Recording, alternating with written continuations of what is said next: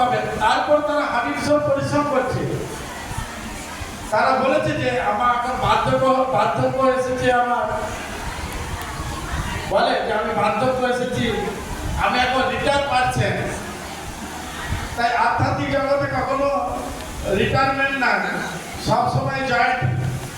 প্রতিদিন হচ্ছেন আপনি জয়েন করছেন চাকরিতে, সেটা কি চাকরি না ভগবানের চাকরি। বোঝা গেল? তো যথারীতি ব্রহ্মা যখন সেখানে প্রকটিত হয়েছে, ব্রহ্মার কাছে ষষ্ঠাঙ্গে প্রণাম করে হিরণ্যকশিপু ব্রহ্মার কাছে বলে বললেন, হে পিতামহ ব্রহ্মদেব, আপনি যখন আমার সেবায় তুষ্ট হয়েছেন, আমার সাধনায় খুশি হয়েছেন, আমাকে অমরত্ব বর দান করুন, আমি যেন অমরত্ব লাভ করতে পারি। ব্রহ্মা তখন বলছে, বৎস, তুমি অন্য কিছু বল চাও, কেননা আমি তো অমরত্ব না। শুধু আমি নয়, এই জগৎ থেকে পিপীলিকা পর্যন্ত, দেবতা পর্যন্ত কেউ অমর না। সবার কালের গণনা নিয়মে মৃত্যু একদিন হবে।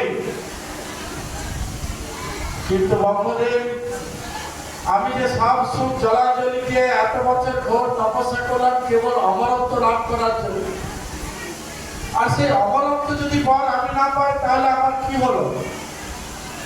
হ্যাঁ, আর আপনার যে এত ঘোর তপস্যা করছি, আপনার তো পপুলারিটি বাড়ছে।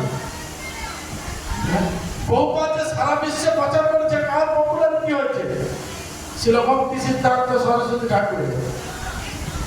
যে কার শিষ্য, গুরুদেব কেমন? যে শিষ্য যদি সারা বিশ্বকে তোলপাড় করে, তাহলে গুরুদেব কি করেছে? তাই আপনার আচরণে, আপনার ব্যবহারে গুরু কেমন বোঝা যাবে। বোঝা গেল? আপনি কার কাছে দীক্ষা নিয়েছেন, কেমন আপনি আচরণ করছেন, কেমন শিক্ষা দীক্ষা নিয়েছেন, আপনার বোঝা যাবে।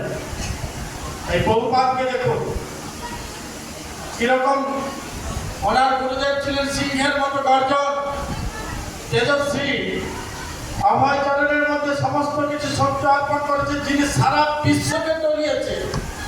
সারা বিশ্বের মানুষ বহুপাতের কাছে আশ্রয় নিয়ে কৃষ্ণকে চিনেছে, ভগবানকে চিনেছে, ধর্মকে চিনেছে।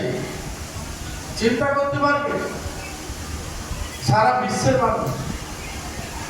তাই আমাদের যথাযথ সদ্গুরু গ্রহণ করতে হবে।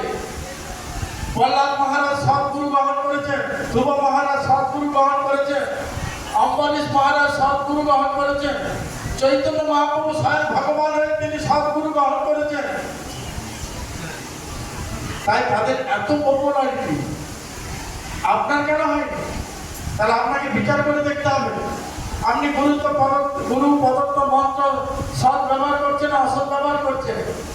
আপনি গুরুদেবের আদেশ নির্দেশ ঠিক মতো আচরণ বিধি পালন করছেন কিনা?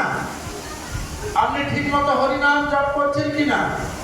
আপনি নিয়মিত ভগবানের মন্দিরে ভাগবত আদি শ্রবণ করছেন কিনা? আপনি ভগবানের সেবায় নিজেকে উৎসর্গ করেছেন কিনা? দৈন আত্মনিবেদন ভক্তিতে বরণ অবশ্য রক্ষিবে কৃষ্ণ বিশ্বাসে বলো। কৃষ্ণ তাকেই রক্ষা করেন যিনি পূর্ণ শরণাগত। প্রহ্লাদকে তিনি রক্ষা করেছেন, তিনি পূর্ণ শরণাগত। ধ্রুব মহারাজকে তিনি রক্ষা করেছেন, তিনি পূর্ণ শরণাগত। অম্বরীশ মহারাজকে রক্ষা করেছেন, তিনি পূর্ণ শরণাগত। গুরু মহারাজকে আজ অবধি ভগবান রক্ষা করছেন, কারণ গুরু মহারাজ যে অবস্থায় তিনি কৃষ্ণের প্রতি পূর্ণ শরণাগত। নাহলে চিন্তা করতে পারবে না। আমাদের একটা পায়ে কাটা ফুটলে দ্বিতীয় পাটা লাফাতে আরম্ভ করে। আমাদের একটু যদি দুবার পায়খানা হয়ে যায়, তিনবারের বেলা ডাক্তারকে ফোন করে বলতো আমি একটা স্যালাইনের বোতল নিয়ে আসবো।